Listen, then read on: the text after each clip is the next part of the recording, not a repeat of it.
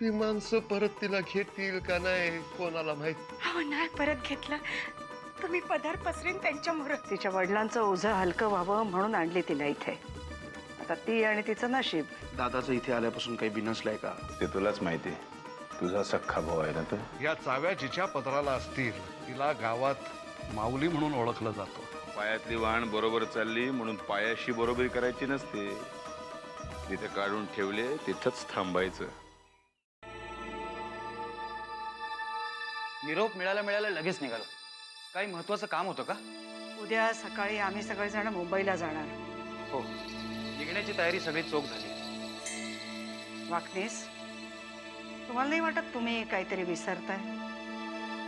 मी समजलो नाही.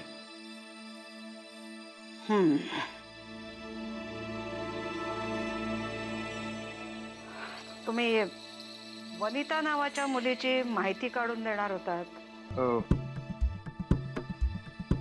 काम चालू आहे. म्हणजे की माझ्याकडे वेळ नसल्यामुळे मी माझ्या काही माणसांना गावात विचारपूस करायला पाठवलंय. वाकनीस, ती किल्लेदारांची भावी सून असू शकते. पुन्हा आयऱ्या गैऱ्या माणसांनी तिची माहिती काढलेली मला नकोय. आत्याबाई, माणसं विश्वासातली आहेत. मी तुम्हाला आधीच बजावलं होतं. तुमच्या राजकारणी पद्धतीने मला माहिती काढलेली नकोय. ती चौकशी थांबवा ताबडतोब. बरं. आपण मुंबईला गेलो की तिला तिकडेच बोलावून घेऊ. 2 दिवस राहिली म्हणजे तिची उठबस, वागणं, बोलणं सगळं कळेलच आपल्याला. नरसिंहही तिला पाहून घेईल. मी काय म्हणतो आत्याबाई, मान्य आहे की परिस्थिती नाजूक आहे, पण एवढी घाई का म्हणतोय? भवानी माईचं भाकीत, तिचं ते कोड्यातलं बोलणं कशाशीच काही निश्चिती नाहीये. आपल्याला घाई करायला हवी वाकनीस. आपल्याला घाई करायला हवी. ठीक आहे, येतो मी.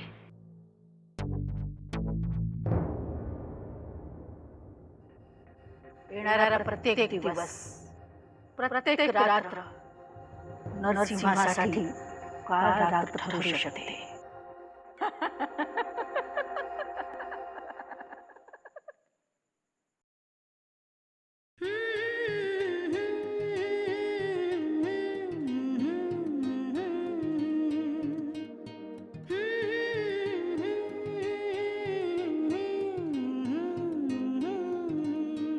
जिच्या पदराला या चाव्या, ती या घराची मालकीण असते.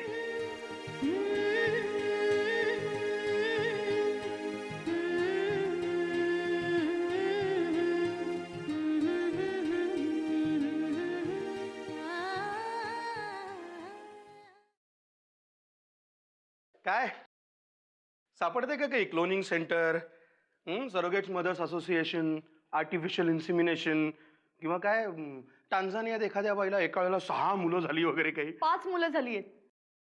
शिवाय बाळ बाळंतीण सुखरूप. अहिल्या बास, वेळ लागेल आता हे असं सगळं करून करून.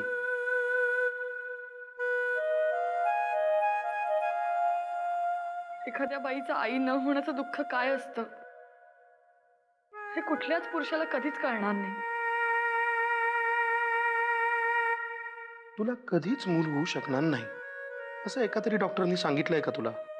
म्हणून तर माझे हे सगळे प्रयत्न चालले आहेत ना. I understand.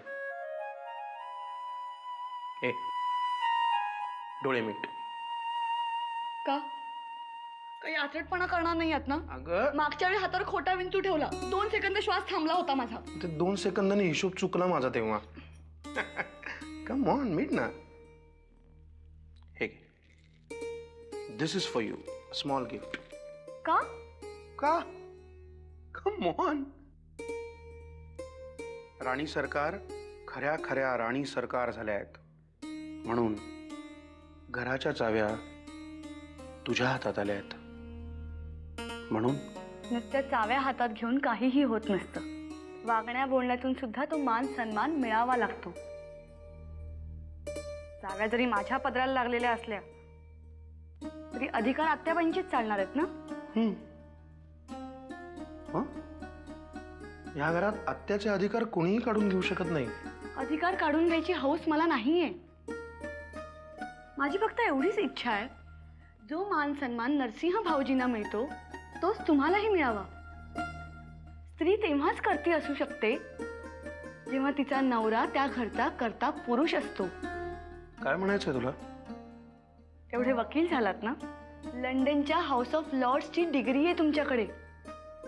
कधीतरी तो काळा कोट घरात तरी घातलाय का?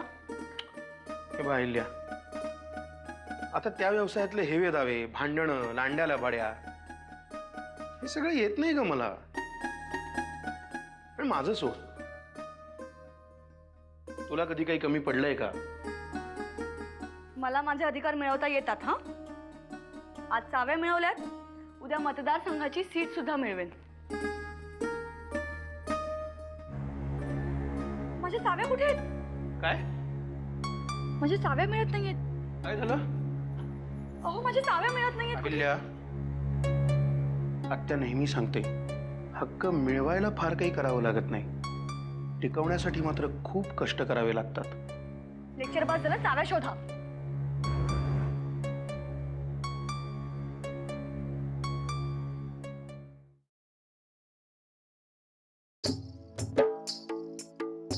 अगं बाबा, एवढी मोठी आहे मी. घरातल्या आरशात तर एवढी एवढीच दिसते.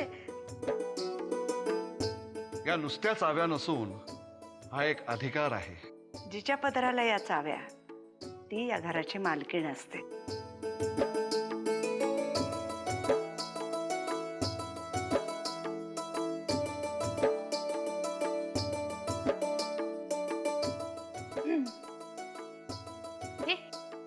कोण आहे रे तिकडे? जा आणि मालकीणबाईंसाठी झुणका भाकर घेऊन ये जा.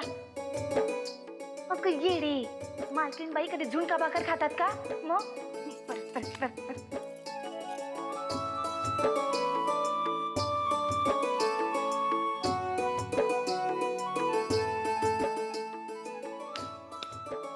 कोण आहे रे तिकडे? जा आणि मालकीणबाईंसाठी तूप रोटी घेऊन ये जा.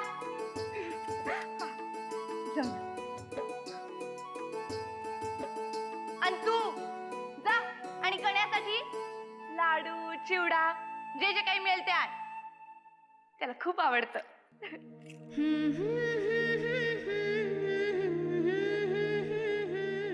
आणि तू रे, हा बघत काय थांबला? ये आणि मालकीणबाईंचे पाय चेपून दे. ये. काय? नाही कमरेच्या चाव्या दिसत नाहीत का तुला? दिसत नाही तरी पण नाही. चल मग, नाही का दोन?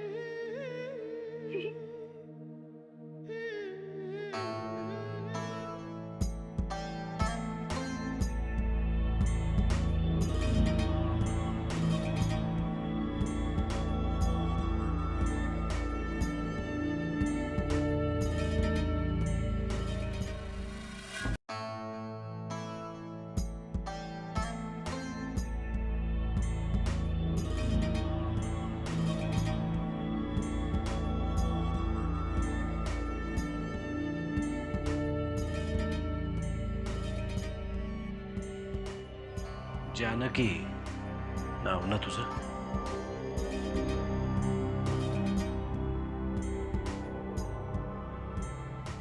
अरे, तुला सापडले वाटतं. दे. कुठे सापडल्या? ओसरीवर पडल्या होत्या. आत्याबाई साहेबांना जायला चालले होते.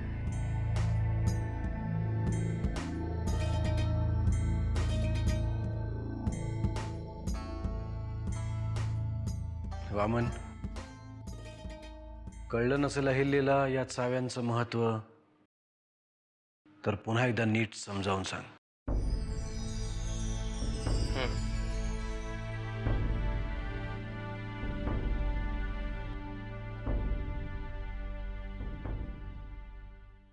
अगं हळू.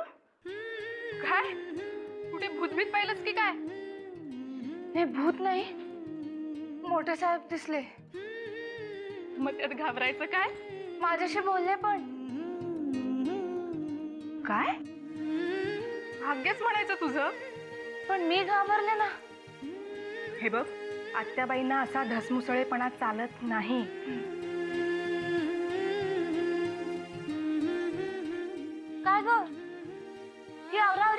करते? मुंबईला जायचंय ना उद्या.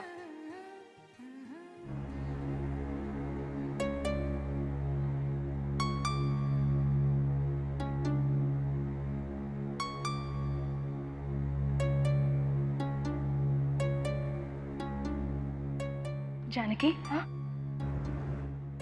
हे 2 दिवस तुझ्या बरोबर किती छान गेले. तूही मुंबईला आली असतीस तर खूप बरं झालं असतं. मुंबईला नको रे बाबा, तू मुंबईला गेल्यावर मी जाणार माझ्या घरी. का ग? तुझी काळजी घ्यायला म्हणून आले होते ना मी, तुझी सोबतीण म्हणून. मग मी मुंबईला गेल्यावर माझी काळजी कोण घेणार? ते तुमचं तुम्ही बघा.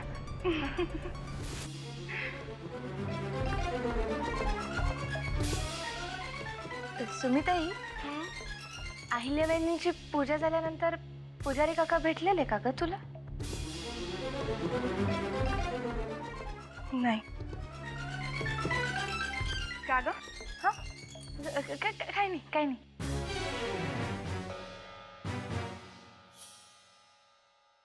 काय झालं जानकी?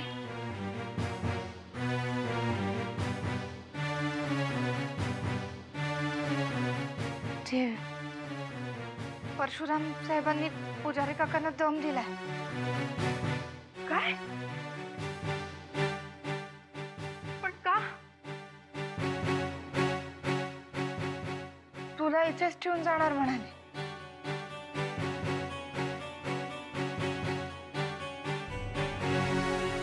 आणि म्हणाले की तुझी किंमत 5 पैशाची पण नाहीये.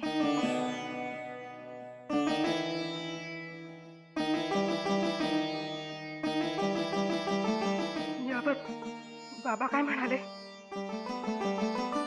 काका म्हणाले की एकदा काय बोलायचं ते बोलून घ्या. आता नाही सहन होते सगळं, नाही सहन होत. 2-3 दिवसात आम्ही निघालोय. आम्ही म्हणजे मी. तुमची मुलगी इथंच राहणार. तिथं म्हणजे तुमच्या झोपड्यात. वय बापू, अहो देवा ब्राह्मणांच्या साक्षीनं लग्न झालंय तुमचं. आणि चांगल्या घरातल्या मुली लग्नाच्या आधी पोटुशीर राहत नाही.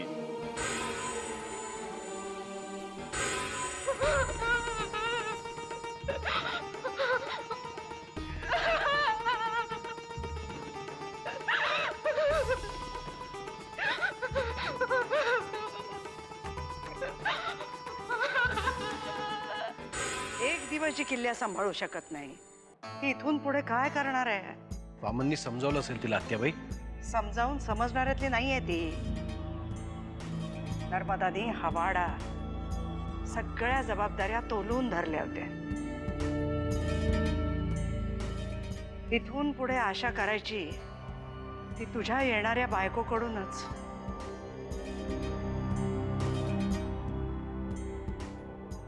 मन नाही तयार होत. मनाविरुद्ध असलं तरी हे लग्न करणं ही तुझी गरज आहे. असंच असेल तर तू सांगशील त्या मुलीच्या गळ्यात नावापुरतं मंगळसूत्र घालेन मी. नावापुरतं मंगळसूत्र आणि कपाळापुरतं कुंकू एवढंच करायचं असेल तर मुलींची कमी नाही आहे. पण अस्पर्श, अनाघ्रात, कुमारिकेची भक्ती हेच तुझं कवच असणार आहे. मला असं म्हणायचं आहे की आता जर लग्न झालं तर ते जगापुढे यायला नको.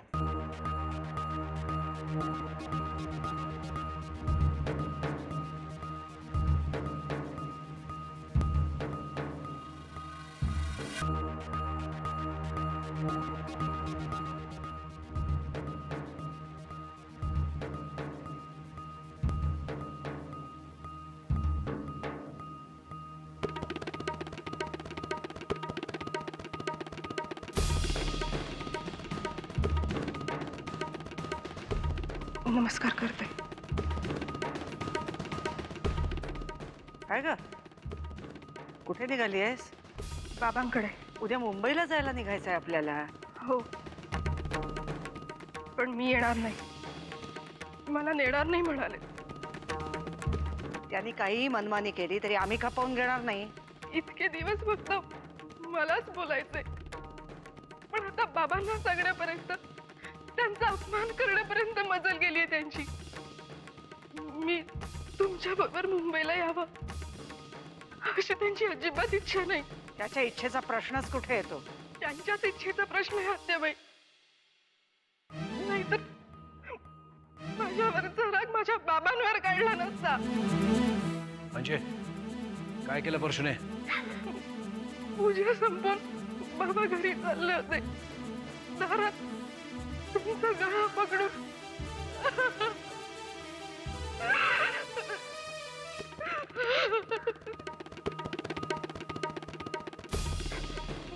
बाबांना म्हणाले मला ही मुलगी नकोय, मला हिच्याशी लग्नच करायचं नव्हतं. जबरदस्ती केली माझ्यावर लग्नासाठी. हिला नांदवायचीच नाहीये मला.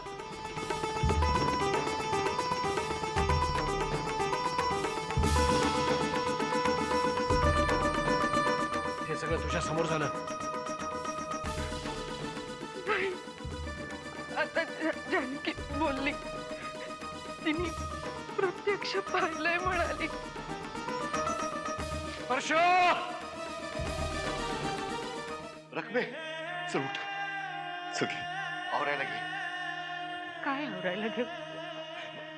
जे काही 2-4 भांडी कुंडी असतील ते बांध ह्याच्यात. आज रातच्यालाच निघायचंय. आहेच काय आपल्या घरात? 2 बोचकी बांधली की झालं आवरून. अगं लाकूड फाटा असेल तर ते उंटा कोणाला तरी 4 पैक तरी हाताला मिळतील. पण गण्याला काय सांगायचं? तो ऐकायलाच तयार नाही. 2 दिवस त्याला काय खाल्लं बी नाही. हो, तो ऐकणार बी नाही. त्याला समजावण्याच्या भानगडीत तू पडू नगस. जानकी शिवाय तो आपल्याला इथून हलू बी द्यायचा नाही. माहित आहे मला, म्हणून वाण्याच्या हातापाया पडून हे जायफळ आणलंय. ते जेवणात टाकून नेऊ पाठीवर मारून. एकदा पोरीला भेटून येऊया की. अगं, मला भेटावं असं नाही वाटत, पण काळजावर दगड ठेवून निघालोया. आई आहे म्या. रखमा, पापाला काळीच नसतं होय.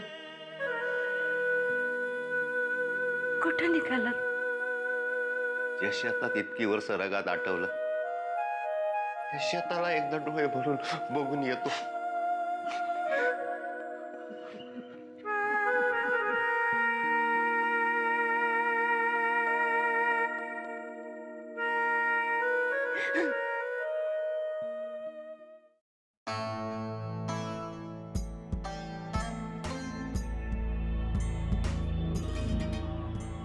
परशु, आजपर्यंत तुझ्या कुठल्याही गोष्टीमध्ये मी लक्ष घातलं नाही. जाणून बुजून वेळोवेळी ते मी टाळलं. पण आता घरच्या लक्ष्मीची किंमत करण्यापर्यंत जर तुझी मजल जात असेल, मला तुझा वेगळा विचार करावा लागेल. आजपर्यंत वेगळाच विचार करत आलाय तुम्ही माझा. शब्दाला शब्द वाढवू नकोस. का वाढवू नको? का वाढवू नको? आपल्या घरामध्ये पूजा करायला येणाऱ्या एका 1.5 दमडीच्या पुजाऱ्यासाठी आमच्याशी नातं आहे त्यांचं, हे विसरू नकोस. तेच नातं तोडायचंय मला. ते लग्न मी लावून दिलं होतं. माहितीये मला. ते कसं विसरेन मी? हे लग्न तुम्ही लावून दिलेत. आणि जोपर्यंत मी आहे तोपर्यंत ते नातं तसंच राहणार. अरे, सोन्यासारखी बायको मिळाली आहे, तिला जप. सोनं आहे ना, मग तुमच्या पेढीवर नेऊन बसवा की तिला. जाऊन सुलाखून घेण्यासाठी माझ्या भट्टीत का टाकताय? परशु, बस. परशु, चूक झाली असली तर कबूल कर. सगळ्यावरच पडदा पडेल. काही चुकलेलं नाही माझं. कशाला माफी मागायची? काही हातबीत लावलेलं नाही मी त्यांना. काय नाव या मुलीचं? जानकी. काय पाहिलं सांग. यांनी पुजारी काकांचा गळा धरून त्यांना ढकललं आणि सुमिते. अजून कुठल्या पुराव्याची गरज आहे?